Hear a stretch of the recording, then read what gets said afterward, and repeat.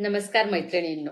आज मी तुम्हाला अशा 10 चुका सांगणार आहे, ज्या अनेक गृहिणी नकळत रोज करतात. या चुका मोठ्या दिसत नाहीत, पण हळूहळू आत्मविश्वास, आनंद आणि आपली प्रगती थांबवतात. पहिली चूक म्हणजे स्वतःला शेवटचं स्थान देणं. स्वतःला सगळ्यांच्या शेवटी ठेवणं. आपण नवरा, मुलं, सासू-सासरे, घर सगळ्यांची काळजी घेतो. पण स्वतःची काळजी कधी घेतो?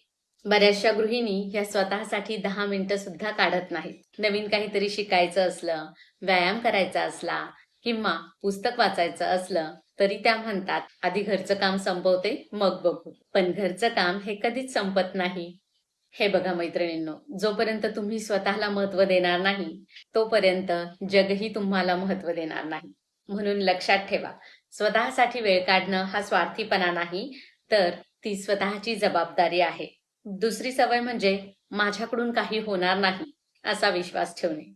आणि ही सर्वात धोकादायक चूक आहे. बऱ्याचशा गृहिणी असं म्हणतात, माझं आता वय झालं आहे, मला इंग्रजी येत नाही, मी फार शिकलेली नाही किंवा मी घराबाहेर कधी काही काम केलं नाही. आणि या सगळ्या कारणांमुळेच त्या स्वतःला कमी समजत असतात आणि स्वतःला थांबवतात. मैत्रिणींनो, यश मिळवण्यासाठी मोठी पदवी नाही, तर शिकण्याची तयारी लागते. आज हजारो गृहिणी YouTube, Instagram किंवा ऑनलाईन व्यवसाय करून स्वयंपाक असेल, शिवणकाम असेल, ब्लॉगिंग असेल, होम बेकरी असेल, अशा अनेक क्षेत्रांमध्ये यशस्वी होताना दिसत आहेत. फरक एवढाच असतो की त्यांनी सुरुवात केली. आणि हो, मीही सुरुवात केली आहे YouTube मधून. तुम्ही कधी करणार आहात? मला कमेंटमध्ये नक्की सांगा. आणि कोणत्या क्षेत्रामध्ये करणार आहात तेही नक्की कमेंटमध्ये सांगा. तिसरी सवय म्हणजे रोज तक्रार करणे, पण बदलासाठी काहीच कृती न करणे. आपण गृहिणी नेहमी असं म्हणत राहतो की माझ्याकडे वेळ नाही, मला कोणी मदत करत नाही, माझं नशीबच खराब आहे. पण मला सांगा, ही वाक्य रोज रोज बोलून काहीच बदलत नाही.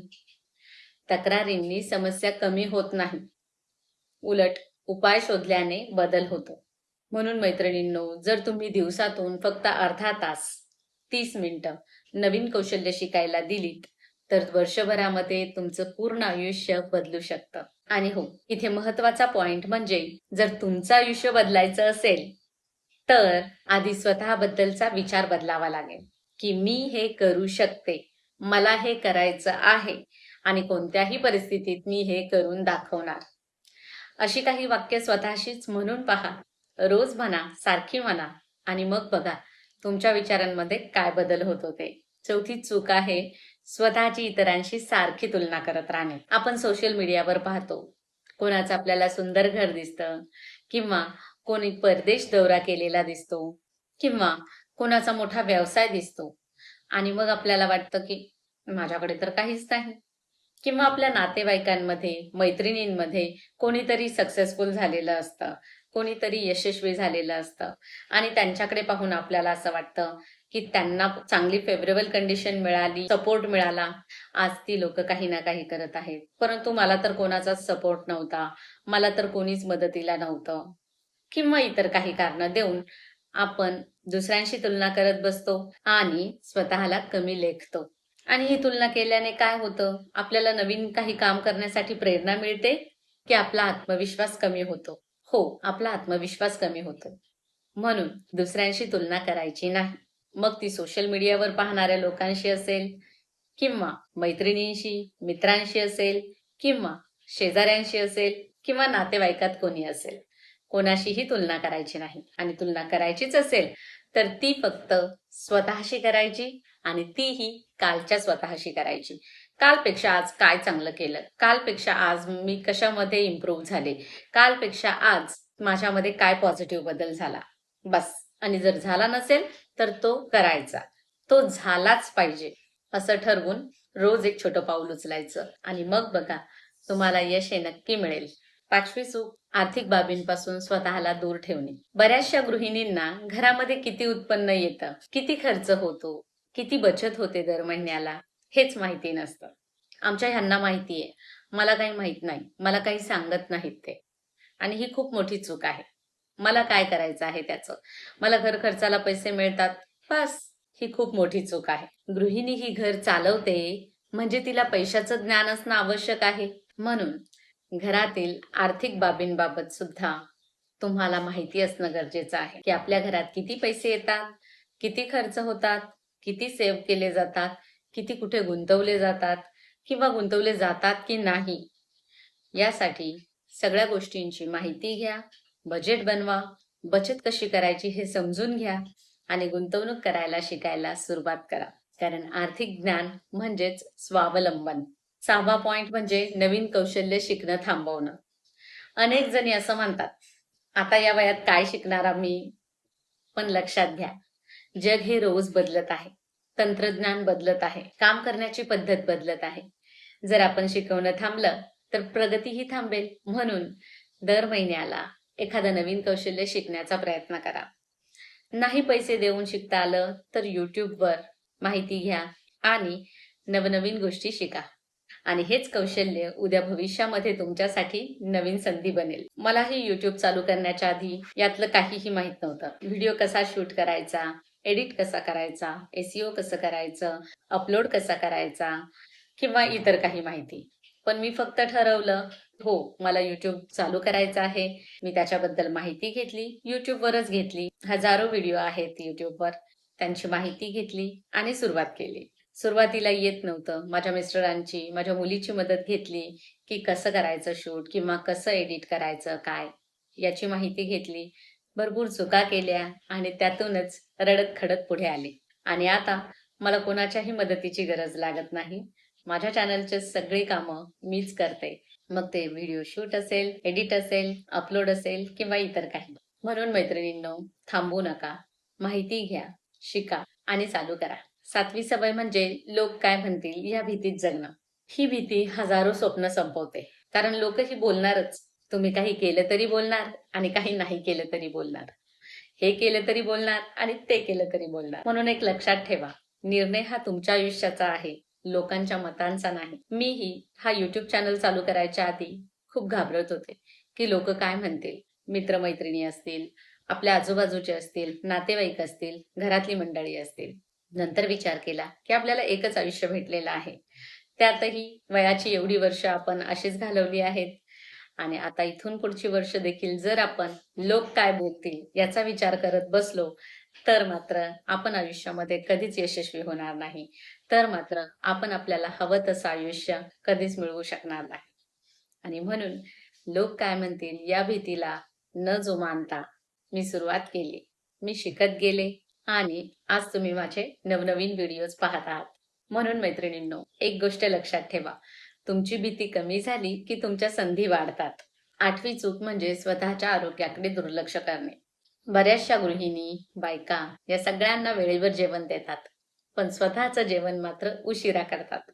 घरातले सगळे जेवल्यानंतर मी जेवेल, आधी मुलं जेवतील, मग मिस्टर जेवतील आणि नंतर मग मी जेवेल किंवा सासू सासरे जेवतील आणि नंतर मी जेवेल किंवा शेवटी मी बसेल.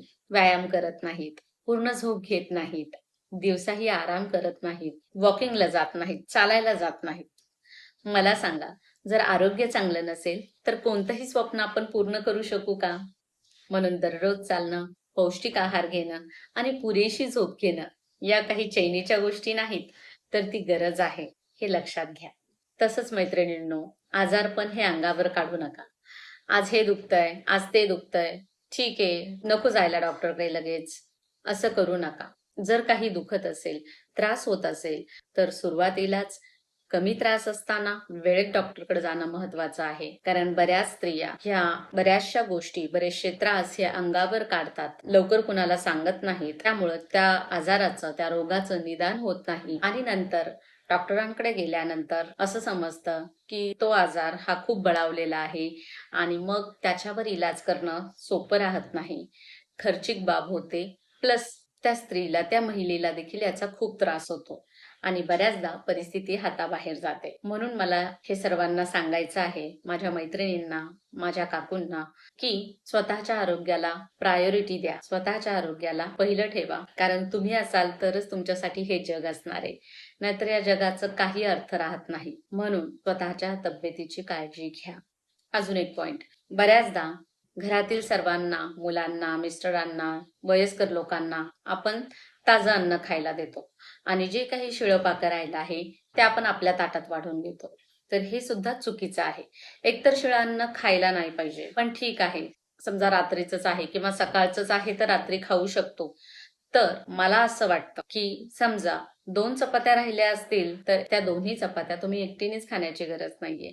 जर त्या चपात्या विभागून घेतल्या म्हणजे एक चपाती घरातले पुरुष असेल त्याने आणि एक चपाती तुम्ही, असं करू खाऊ शकता. तुमचं काय मत आहे याच्यावर हे मला कमेंटमध्ये नक्की सांगा. कारण बऱ्याच घरांमध्ये मी पाहिलं की जे काही शिळंपाकं राहील ते सगळं महिलांच्या वाट्याला येतं किंवा गृहिणींच्या वाट्याला येतं. मला इथं असा प्रश्न पडतो की का बरं फक्त महिलाच का, अशी तिने काय चूक केलेली आहे की त्याच्यामुळे जे काही शिळंपाकं राहिलेलं आहे असं अन्न हे तिने खायचं, असं कुठे कोणत्या पुस्तकामध्ये लिहिलेलं आहे? आणि का खायचं? जर खायचं असेल तर घरातील सगळ्यांनीच खायचं मोठ्यांनी, नाही तर कोणीच नाही खायचं मग. असू दे, थोडी जास्तच बोलले मी या विषयावर. पुढचा 9वा पॉइंट म्हणजे स्पष्ट ध्येय नसणे. अनेक गृहिणी ह्या दिवसभर खूप काम करतात, पण स्वतःसाठी स्वतःचं असं त्यांचं काहीच ध्येय नसतं. मुलांचं हे काम करायचं आहे, नवऱ्याचं ते काम करायचं आहे, सासू सासऱ्यांसाठी हे करायचं आहे. सगळे काही त्यांचे जे काही टार्गेट्स, टास्क असतात ते सगळे घरातील मेंबर्सशी रिलेटेड असतात. त्यांचं स्वतःचं असं काहीच ध्येय नसतं, स्वतःचं असं काहीच टार्गेट नसतं. आणि हो, मी हे सगळ्या गृहिणींसाठी नाही म्हणत आहे. माझ्या भरपूर अशा मैत्रिणी असतील की ज्या बाहेर जाऊन जॉब करत असतील.